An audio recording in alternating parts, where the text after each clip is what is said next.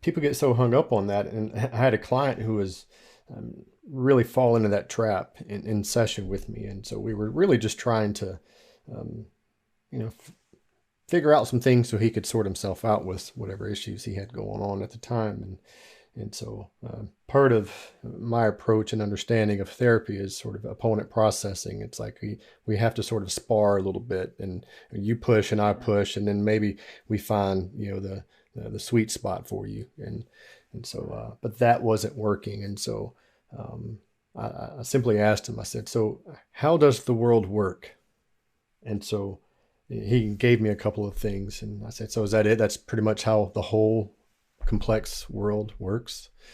Eventually, he caught on to, okay, the world is too complex and complicated for me to fully comprehend, which means there might be some things I don't understand about it, it might mean that the truth that I understand might be incomplete.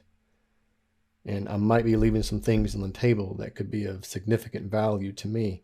And by assuming this attitude that I know enough, that I know all there is that needs to be known about this thing, um, is the very thing that hinders me from sorting myself out. And so, like, how do you do that? You have to be open in these conversations, and that's scary because you might question your own reality at that point, because maybe things aren't what you see, what they seem to you, right? What you thought they were.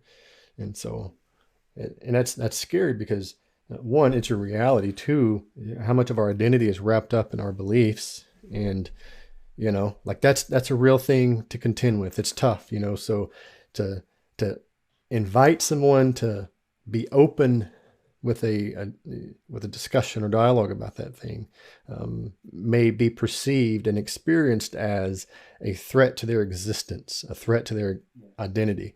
And that's a real thing that you have to contend with. And you don't just get to say that and like you're just too tied up in your identity and reality. It's like maybe it's more of a matter of acknowledging it. Look, man, these kinds of things makes me question my reality too, and my existence and my identity. And that's really frightening. But what I find is that if I practice some courage with that, eventually I discover a bit more truth that seems to make me a more complete version of myself.